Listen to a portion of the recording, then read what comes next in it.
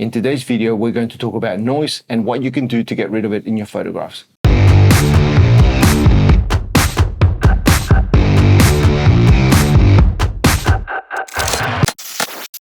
Hey everyone, welcome back to the channel. So today we're going to talk about noise in your photographs. I'm going to explain what it is.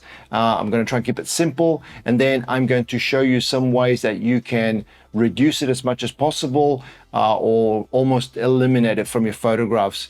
And so if you don't know what I'm talking about, noise is a sort of static that appears over the top of your photographs. And sometimes it appears on your photographs and other times it doesn't. And the truth is that that noise is always there. That static is generated by the camera and just photons that are flying around. But why is it that sometimes you can see it in your photographs and in other photographs you just can't see it at all? So in order to explain that, I am going to need some visual aids. So let me go get those now. Okay, so these are my visual aids. Let me just explain for a second. What I have here is I've got a pot of delicious coffee, I've got some sugar, and I've got a couple of glasses. And the way that I want you to think about this is that this coffee here represents the amount of light in your scene. So let's say, for example, that we are at the beach, it's midday, and so we take a photograph. It's very, very bright. So there's going to be a lot of light in that scene. And this coffee here represents the amount of light in that scene. Okay, so let's take another scenario now where we have, we're doing some night photography. So we're doing some night street photography, or we're doing some astrophotography. And so you've got a much darker scene. Okay, so if for this next shot, we only have a little bit of light compared to the other photograph. Now, this sugar here is going to represent the noise in the photograph. Like I said, the noise is constant no matter what type of photograph you're taking. And so there's going to be the same amount of noise in any shot that you take. It just depends on the camera that you have. So what we're going to do is we're going to add a little bit of noise to our shot. First of all, and what we're going to do is we're going to put equal amounts of sugar or noise into our shot. All right. And make sure that it's the same. So we introduced there our noise, and let's give this a little bit of a stir that so that it mixes with the coffee, or so that our noise mixes with the amount of light in the shot. Okay, and let me just say, I don't have sugar in my coffee. So this represents the shot with a lot of light. So I'm just going to take a little sip.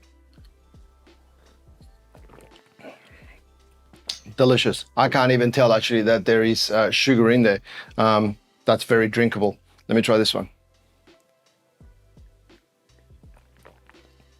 Okay, completely different story now, and that is just undrinkable because there is a lot of sugar in relation to how much coffee there is. And that's exactly what happens when you take a photograph.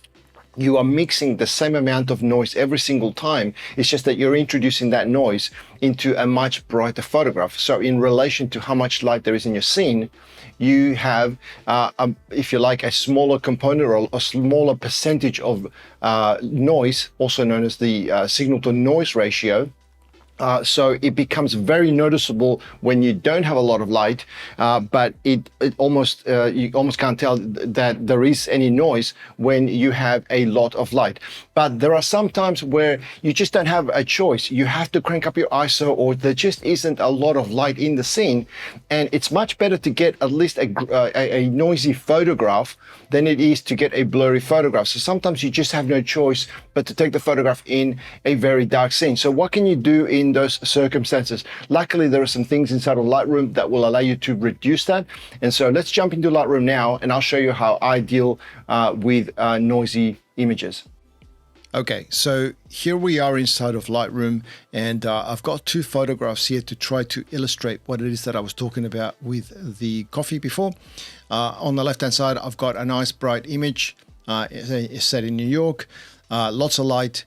And then on the right-hand side, I've got, again, New York, and it is a nighttime shot, and there's nowhere near the amount of light. So we're going to see some noise in this one, I suspect. These were taken 11 years ago. This is during the 4th of July, actually. Anyway, let's zoom in a little bit so we can see the actual noise itself. I'm not sure whether this will come out in the video, but in fact, let me zoom in a little bit more. But you should see a whole bunch of little static specks all over this photograph. Now, if I go back to the other photograph, okay, you won't be able to see it. Now, it is still there. The noise is still there, but because there is so much more light on this one, the amount of noise really represents a much, much smaller percentage of the overall light. So it kind of gets drowned out by the light. So typically, it's not really a problem with the bright images. But on the darker images, you're going to start seeing this sort of effect. Especially if you use some of the older cameras. Some of the newer cameras are much better at dealing with this stuff, but noise is always there, and it gets created by just stray photons, which are light particles that are just running around, bouncing around all over the place, and also by the electronics in your camera itself. Sometimes though, you don't have a choice. You are presented with a situation just such as the one that I was presented in here, and you just need to take the shot. And yes, you can drag out drag the shot, so longer shutter speeds and so forth. But sometimes it's just not feasible, so you may have to crank up your ISO. And in this case, I think that's what I did. I've got an ISO of 6400 for this shot, whereas the other one was an ISO 400. So by doing so, you're going to introduce some noise into some visible noise, I should say, into your photograph. And hopefully you can see the little specks. Luckily, though, within Lightroom, there's some things that you can use. There's some tools that are provided that allow you to reduce the effect a little bit. So let's have a look at that. In fact, let's go into the develop module, and again, we're gonna zoom in because it is a little bit more obvious when we do it this way. What we want to do is on the right-hand side where all your tools are in Lightroom, once you go into the Develop module, we want to scroll down to this section here called Detail. And when you expand that, you're going to see some further subsections under there. One's called Sharpening. We're not going to talk about that today. We'll leave that for another video. We want to go to the section below that, which is the Noise Reduction. So this grain here that you're seeing, this static, that is what we're talking about when we talk about grain, when we're talking about noise, beg your pardon. So first of all, you're going to see that the noise reduction section is actually divided into two halves. You've got this area up at the top here, and then you've got this little line. And so the top section refers to luminance. So that is the brightness of pixels. And then the second one down the bottom here, we're talking about color. And those are two different techniques that we can use in order to try and reduce the visible noise as much as possible. So first of all, we're going to play around with this first slider here. This is the luminance one, and it will try to, if you have a look at the actual pixels themselves, in fact, let me zoom right into this thing. And you can see that these pixels, the sky is the same color. Okay, so across, pretty much, it's not pixelated like you see here, but this is how the camera has recorded the image. And so you've got some really bright pixels and then some darker pixels, and that's what it's going to try and do. It's going to try and even those out when we move this slider over here called luminance. So let me just zoom back again so we can see what we're doing, and we'll be able to see the effects. So I'm going to move the slider to the right, okay? And as you can see, when I do that, it sort of evens out a little bit of the differences between those pixels. Okay, so zoom right out again, and that's starting to look a lot cleaner. Okay, so if we look at the moment, I've got a value of 33. Let's go back to 0 for a second.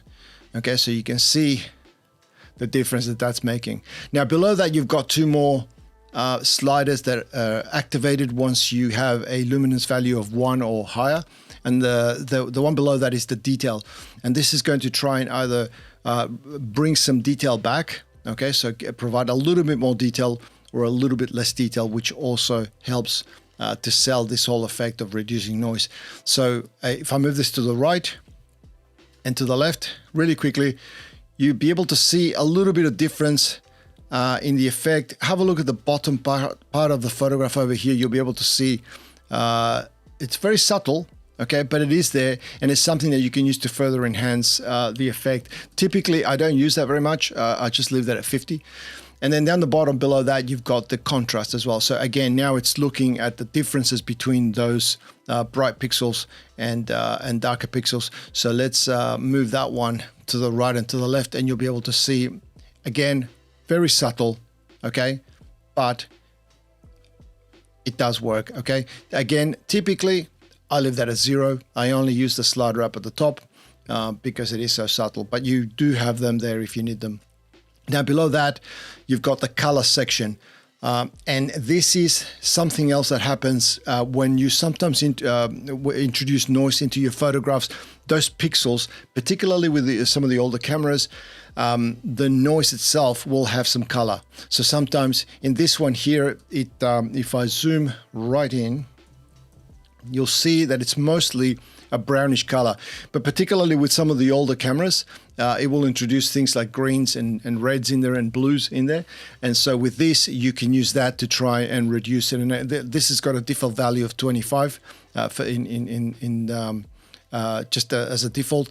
But if I move that to the right and to the left, you'll notice that it has actually fixed quite a bit, because this is the color, the color that I was talking about. Let me just zoom that in there. Okay, and you can see that the pixels themselves have actually picked up this sort of weird magenta and green colors. So that is that's the slider that you use in order to try and remove that color. So you can go all the way to the right, but then you start to remove, you're starting to remove color from the actual photograph. So typically, I'll leave that at 25. I may increase it ever so slightly if I'm dealing with a really dark image, but typically I don't reduce that below 25. Below that, you've got a detail slider, just like you did back in the luminance, and that again is just bringing detail back and forth, but it's using color rather than brightness.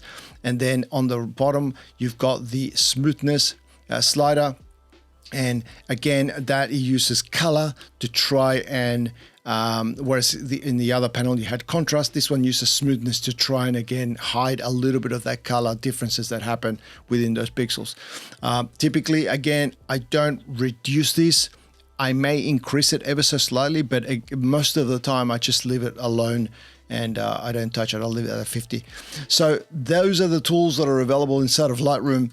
As you can see, this looks a lot better than it did before. If you switch this off, you can see that the photograph itself is actually quite noisy and very pixelated, and then switching it back on with the changes that we made really do make a difference. And this photograph is something that potentially now could be used. So if I bring the shadows up on this photograph, or even some of the blacks in there, then you're not bringing so much noise that the image is just unusable. So yeah, those are the tools inside of Lightroom that will help you to get rid of or control noise a little bit better. So if you have any questions, again, leave them in the comment section below and I'll be happy to answer them. So that's it. I hope you found this video useful. If you did, please don't forget to click the like button. It really makes a big difference to me. And also, if you haven't subscribed to the channel, consider doing so. I make videos like this every week to help you with your photography.